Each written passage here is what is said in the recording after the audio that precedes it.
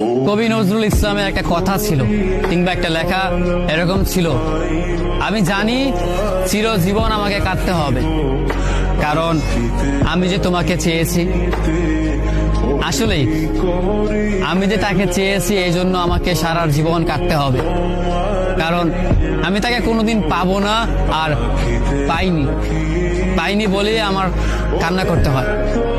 তাকে আমি প্রচন্ড ভালোবাসি বলেই আমার কান্নাটা আসে, তাকে আমি আমার করে পাইনি বলেই আমার কষ্টটা হয়। কবি নজরুল ইসলামের লেখাটা খুব দারুণ ছিল। আসলেই তাকে পাইনি বলে আমাকে সারা জীবন কান্না করতে হবে। যদি সে আমার এই ভালোবাসাটা বুঝতো, আমার এই অসীম ভালোবাসাটা বুঝে আমাকে একটু বলতো যে আমি অন্যদের মতো কখনোই তোমাকে ছেড়ে যাব না, তাহলে বিশ্বাস করুন পৃথিবীতে হয়তো আমার চাইতে সুখী মানুষ আর কেউ হতে পারতো না।